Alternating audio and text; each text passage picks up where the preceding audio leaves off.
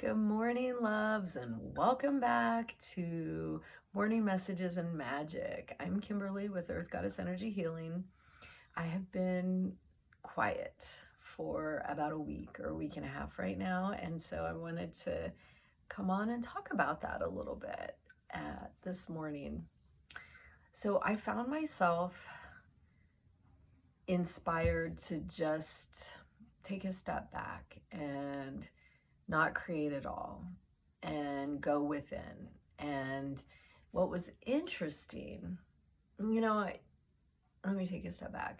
I'm very empathic, and so I have to be careful with the energy around me in my local general area and with the collective energy and all of that. So I assumed that it was just a bit of energy overwhelm, which anybody that's empathic understands that it's easy to get there, right? So I just didn't create any content. I wasn't productive, really. I did the bare minimum of what I needed to do to maintain my house, just all of that. And as the days went by, I realized I started to feel these twinges of guilt, and it evolved into full-blown shame. I was being triggered. So that really took me down a complex, beautiful road. It didn't feel beautiful at the time. But looking back now, reflecting, I can see how beautiful this moment was. So this is why I wanted to share, because I know that I'm not the only one experiencing this.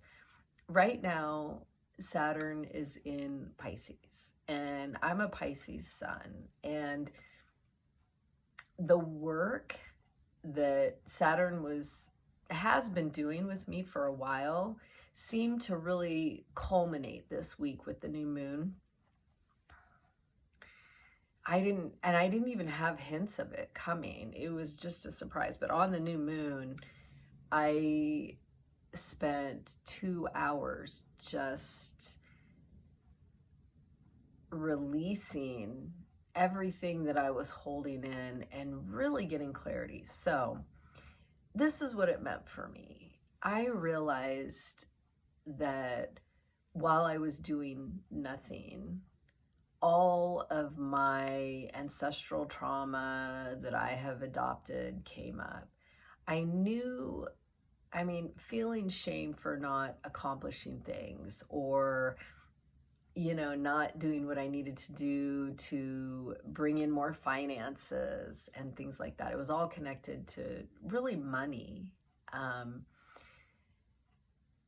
It created this awareness within me that I was getting triggered quite a lot. And mostly when I was triggered was with my family, because I have bought into this idea that I need to be everything for my family, and I need to sacrifice and suffer to make sure that everyone around me has everything they need in the way that they think they need it or they would like it and such. Not to say that my family asks for anything, because they don't. This was all me. Yeah, so it's like this beautiful epiphany happened, because like I said, the shame wasn't anything new. I have felt that. I was aware of that. But it really became clear to me why I was feeling the shame. And I realized that I was connecting, and this is where I know a lot of you are with me on this. I was connecting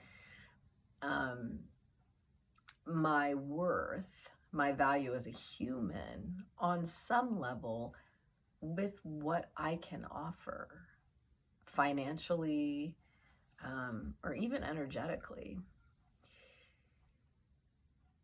And I took it even a step further and realized how many of my family members and ancestors were operating in the same way. So I realized I was being asked to stop that ancestral trauma, which is not easy. It's not easy, but I'm so inspired and driven to do it now, you know. So I received so many valuable messages from that. It's okay to not, you know, work your ass off and do things that don't align with who you are energetically, authentically, and such. It's okay not to do that. And I don't have to be everything to everyone. I don't have to be everything to everyone. So I guess the new moon, that was the epiphany that I became aware of and the direction that I'm going in. And it's interesting because in the past, you know, throughout my whole life, I've never connected money with worth for anyone. I've never been like that. In fact, I think I had the opposite, where I almost disliked money on some level because I saw this stress and the struggle and such. But then I just bought right into that ancestral thought process. So, and again, this has nothing to do with my family members. They were the mirror for me to be able to see my wounds that needed healed, and choose whether I was going to then acknowledge what I was seeing and have the awareness and the strength to move forward with it and release it or not. So right now I am in the process. I created a 21-day program for me personally to work with my subconscious beliefs about worth and money and why personally I am connecting my personal worth with finances. And again, I don't connect it for anyone else.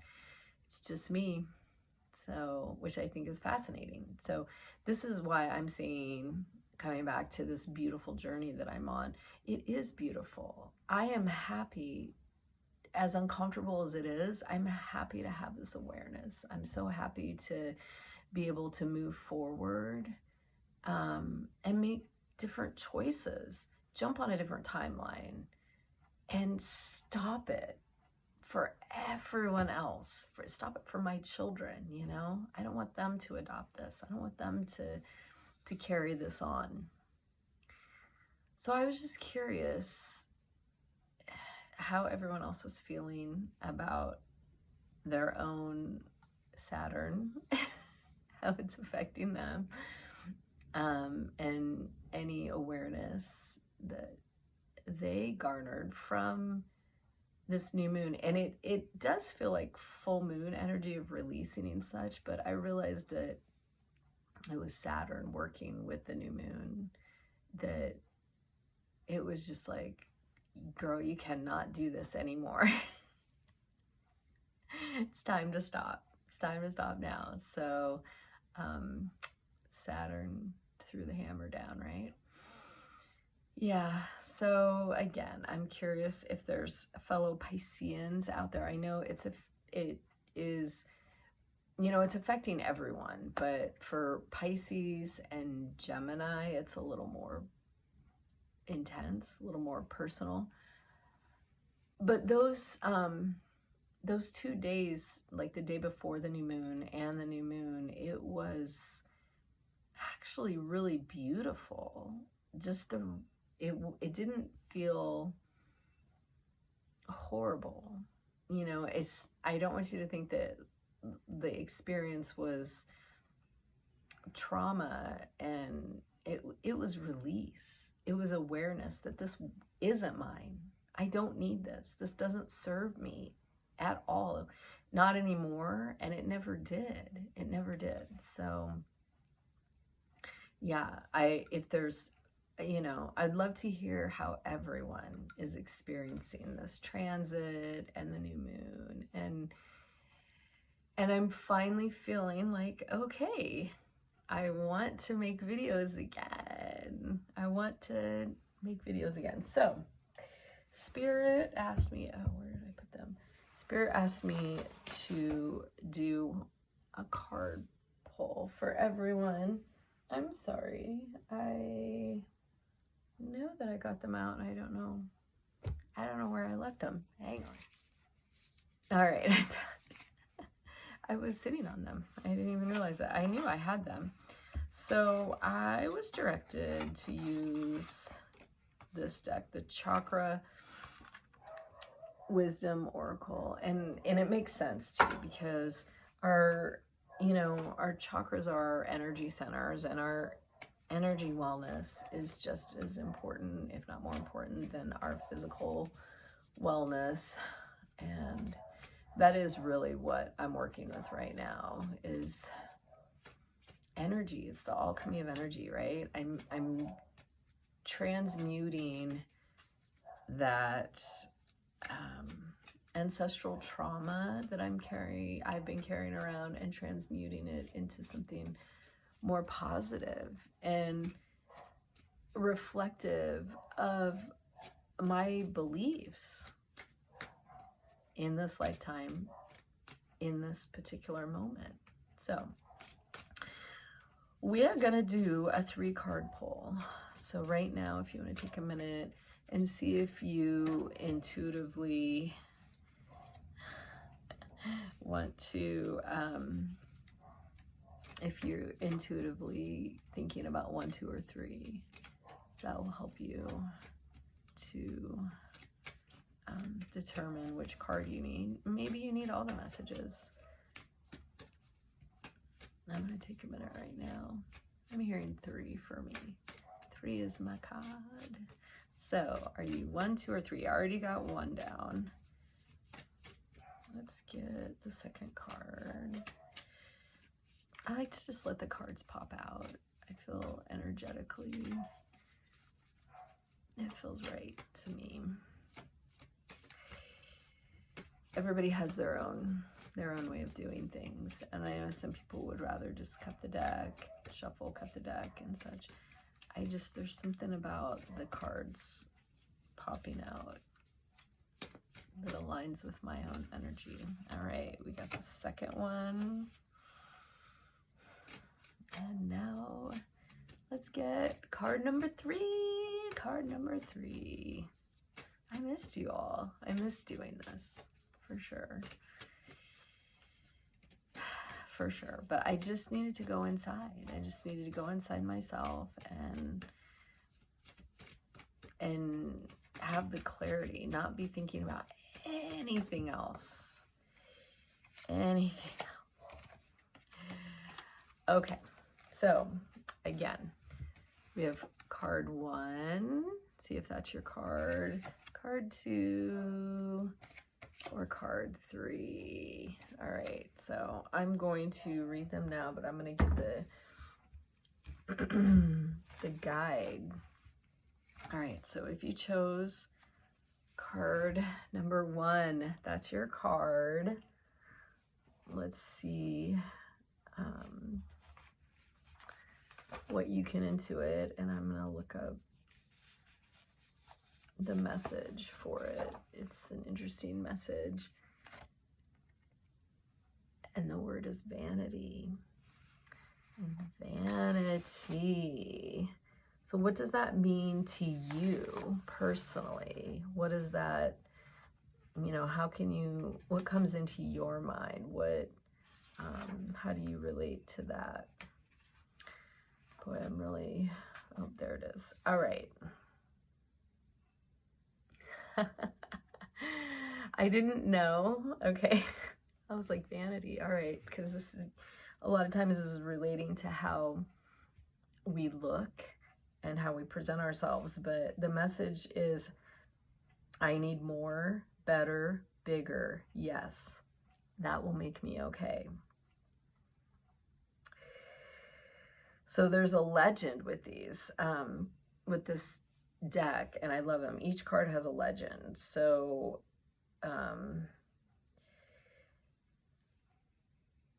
okay, so I think that Crystal, Peter, and Mike, I'm assuming the one in the middle is Crystal. Crystal, Peter, and Mike are at a party in Mike's posh home, toasting success in their business. Oh no, that's not, oh, I didn't see the third one. Never mind. There's 3 people down there. That's not the one in the middle. Let me start over. Crystal, Peter, and Mike are at a party in Mike's posh home, toasting success in their business. A mysterious old man appears and asks them whether they prefer gluttony or generosity. Puzzled, none of them answers. He reminds them that more does not mean better, and they laugh. Suddenly they are alone, far from the party, in rising water. We're getting more, cries Peter. Rain falls and water rises faster. Play, shouts Crystal. We must do well with what we have. As they begin to have fun in the water, the rain stops. This is interesting. So, the key words are faith, awareness, and transformation. And the questions to ask yourself, am I feeling disconnected from people in my life? Am I growing away from limiting relationships? Am I looking outside of myself for validation? So more, right? Powerful with what we're just talking about, how more does not equal better because they got more rain and they were flooding out. How were they gonna, transmute that rain water into something beautiful? And they transmuted it by playing in it and opening their hearts, essentially. So interesting. All right, so if you chose number 2, oh, and by the way, I want to tell you, the blue, this is your throat chakra. So it's, if some of you are feeling like you're not speaking your truth, that may be something you need to work on right now. But when you're meditating or working with your crystals or whatever, be aware that that was the throat chakra that came up. All right, so the next one, if you chose number 2, here's your card. And I'm going to find it. Oh, sorry, it was off camera. Sorry. All right, what are you getting from that? The word is service. Service.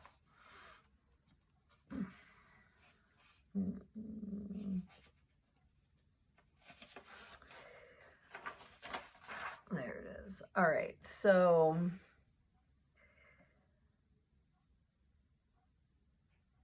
the legend for this card is Honey Adams loved her 3 children very much and had a rewarding family life, though sometimes she regretted never finding a career outside the home. At the end of her life, she realized that this failure was not a failure at all. She achieved something more important, passing on a legacy of service to her daughter. Franny being a mother is a great accomplishment. So the question is, are you seeing your life as it is really, without allowing any of the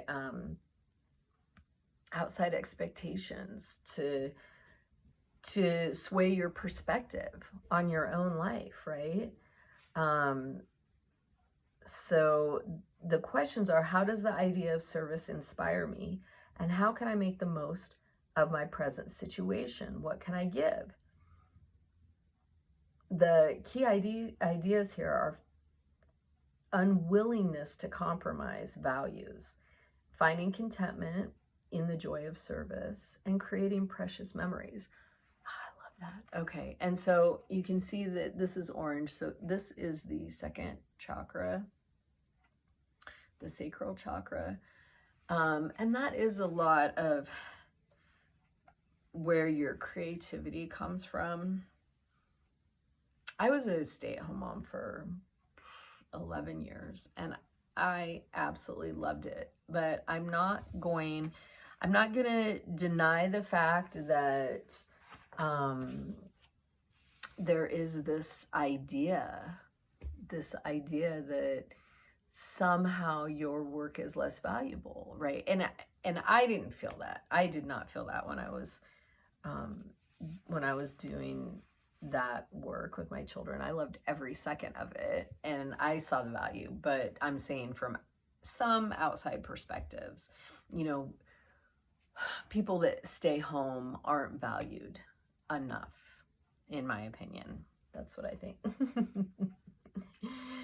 Okay, so for those of you that chose card number 3, which was me, there's your card. What does that look like to you? What does that tell you?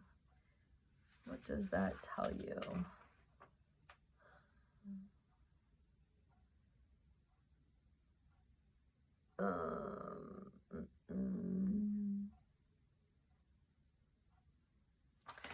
Oh, I was looking in the wrong thing. I tell you, I have such a hard time finding these. I don't know why. All right, so I feel like that's so appropriate. Of course, that was my card. Of course it was, because it is workaholic. And, you know, I was just talking about giving permission to stay home, to not sacrifice my well-being for the idea of just working and sacrificing and such. So, all right, here's the message. While I worked, my life happened. So the legend is Brad Blueberry paints and paints and paints. He has no time for anything other than perfecting his art. An elder Blueberry reminds Brad that one day he will be old and shriveled too, so he'd better live life to the fullest. Brad takes the advice and discovers that having fun enriches and sharpens his art. He finds out that life is what makes work valuable. So the questions, which I guess I got to ask myself, am I working too much and suffering from burnout? Obviously. That's exactly what I was just talking about. That was the inspiration for this video. Is there something important that I am avoiding doing? What am I filling my days up with and not doing? So this is, again, blue. It's the throat chakra. And sometimes it's speaking your truth to yourself, right? And with that speaking, it's also hearing. So listening to yourself. For me, so I guess this is all coming full circle for me. So when I was having my epiphanies about when I was being triggered, it was me listening to the words that I was saying and realizing that the words that I was saying to individuals represented the shame that I was feeling, but it didn't align with my beliefs or who I was. And so that's what gave me pause to take a step back and ask why. Why am I feeling this way about myself? I don't feel this way about anyone else.